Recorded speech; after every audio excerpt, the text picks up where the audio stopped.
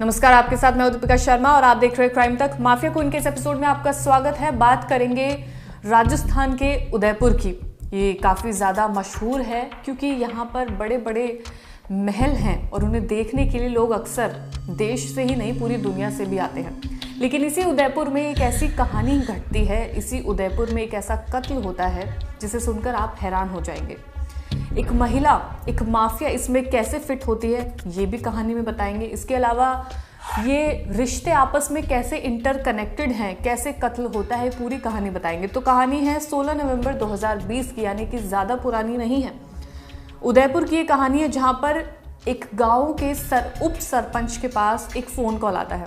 Phone call आता है तो वो सामने वाला बंदा होता है, वो उससे बताता है कि उसने एक मंदिर के पास एक प्लास्टिक का बोरा देखा है जिसके बाहर सिर्फ पैर नज़र आ रहे हैं, यानी कि उस बोरे के अंदर एक लाश थी और उस बोरे में से सिर्फ उसके पैर बाहर नज़र आ रहे थे।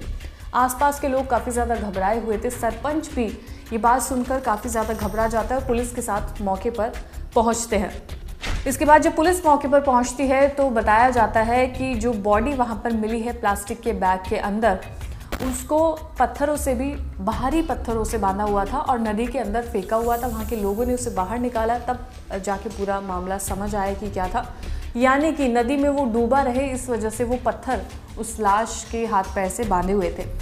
अब कई महीने बीतते गए लेकिन पुलिस को ये नहीं पता चला कि आखिर ये लाश थी किसकी। कई सुराग भी मिले लेकिन इस बात तक नहीं पहुँच पाए कि ये है कौन। अब इसी बीच कुछ बदमाश, यानी कि उस तरीके के बदमाश होते हैं जिन्हें सुपारी दी जाती है या लोगों को किडनैप करते हैं, डराना धमकाना, फिरौती मांगना, ऐसे बदमाश एक शख्स का डेथ सर्टिफिकेट बनवाने की कोशिश काफ़ी दिनों से कर रहे थे। जब पुलिस को उन पर शक हुआ तो पूछताछ की गई तो पता चला कि वो एक्स्ट्रा पैसे देने के लिए भी तैयार थे, बस एक डेथ सर्टिफिकेट किसी भी तरह से बन जाए। जब पुलिस ने उस बदमाश को दबोचा, उसका नाम था राकेश, जब उससे पूछताछ की तो उसने काफ़ी खुलासे किए। उसने कहा कि वो अपने साथियों के साथ मिलकर एक डेथ सर्टिफिकेट बनवाना चाहता है। इसके बाद राकेश की जब लोकेशन पता की गई तो वो भी उदयपुर की ही बार बार नज़र आ रही थी, यानी कि वही लोकेशन जहाँ से एक लाश मिलती है।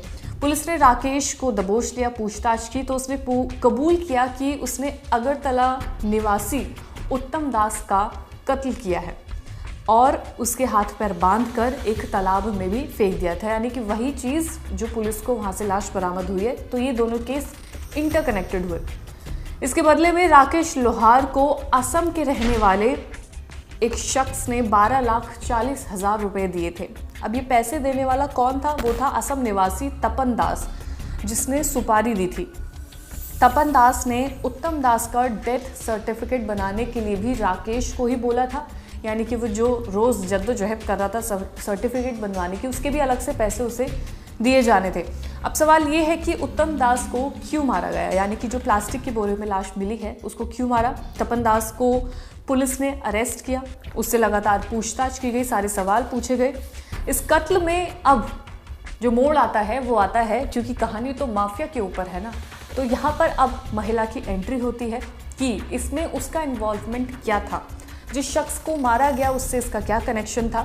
तो सबसे पहले तो तपन दास ने ये बताया कि उत्तम दास, यानी कि जिसका कत्ल हुआ है, वो बहुत बड़ा शराबी था, शराब के नशे में रहता था, पार्टीज करते रहता था।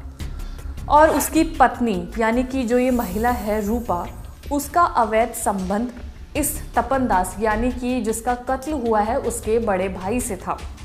अब जब ये संबंध था, ये रिलेशन था, तो जाहिर सी बात है उत्तम दास को बीच से हटाना था और उसके लिए ये दोनों, रूपा और तपन दास, प्लान बना रहे थे बहुत दिनों से। मौत के 5 महीने पहले तपन दास ने बताया कि बिजनेस के चलते, उसका काफ़ी बिजनेस था तो वो आसपास जगह पे जाता रहता था, तो उत्तम दास उदयपुर गया था और वहीं पर उसकी कोरोना से डेथ हो जाती, यानी कि कोरोना का बहाना उसने अपने घर वालों को बताया, क्योंकि उस समय में जब ये महामारी फैली थी तो जब लोग मारे जा रहे थे तो उनका अंतिम संस्कार वहीं पर कर दिया जा रहा था, फैमिलीज़ को बॉडीज़ नहीं दी जा रही थी। तो इसी चीज़ का फ़ायदा रूपा ने उठाया और उसने यही प्लान किया कि वो घर पे यही बताएगी कि उसके पति की कोरोना से डेथ हो गई है और उसका अंतिम संस्कार भी वहीं कर दिया गया है। तो जाहिर सी बात है, ना किसी को बॉडी की फिक्र रहेगी और उत्तम दास कहाँ चला गया कोई सवाल नहीं करेगा। घर वालों को इस बात पर यकीन भी हो गया। रूपा और तपन दास के बीच ये उत्तम दास जो रोड़ा बन रहा था वो बीच में से निकल चुका था। कोरोना के वक्त का फ़ायदा उठाकर ये पूरा इन्होंने माहौल बनाया और घर वालों को यकीन दिला दिया। अब जो प्लान बना था कि इसको मारना कैसे है वो मैं आपको बताती हूँ। प्लान बनाया गया कि उदयपुर में उत्तम दास का एक टेंडर था, तो वो उदयपुर जाने वाला था। वहीं पर राकेश लोहार नाम का शख्स भी उसके साथ काम करता था। अब तपन दास ने उत्तम दास को मारने की सुपारी राकेश लोहार को दी थी, क्योंकि वो उसके काफ़ी ज़्यादा करीबी था और वो उसको आसानी से मार सकता था। अब प्लान ये था कि उदयपुर से जयपुर के बीच में जब वो जा रहा था उस दौरान ही उत्तम दास को मार दिया जाए, लेकिन किसी वजह से ये प्लान फेल हो जाता है। अब सबके दिमाग में यही सवाल उठता है कि इसको कैसे मारा जाए, और उदयपुर से जयपुर के बीच में ही मारने का प्लान था। अब ये सारे लोग उदयपुर में रुकते हैं।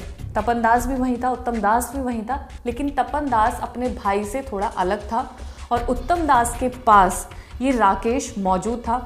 ये लोग गाड़ी में बैठते हैं, कारोबार का माहौल बनता है, यानी कि कार में बैठकर ये लोग शराब पीते हैं। उसी दौरान राकेश उत्तम दास के ग्लास में नशे की गोली डाल देता है। उसके बाद वो बेहोश हो जाता है। वहीं वो मौके का फ़ायदा उठाता है और उत्तम दास का गला दबाकर उसकी हत्या कर देता है।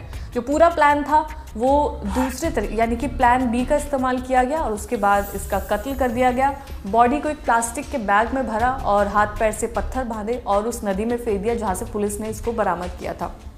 अब इसके बाद तपन दास यानी कि जिसने सुपारी दी थी वो फ्लाइट पकड़ता है और वापस अपने घर आ जाता है। घर वालों को वो ये बताता है कि उसके भाई को कोरोना हो गया है। अभी तक उसने सिर्फ यही बताया कि उसके भाई को कोरोना हुआ है। कुछ दिनों बाद उसने घर वालों को ये बताया कि कोरोना से उसकी डेथ हो गई और वहीं पर उसका अंतिम संस्कार कर दिया गया है। बॉडी लाने के लिए सरकार ने मना किया हुआ है।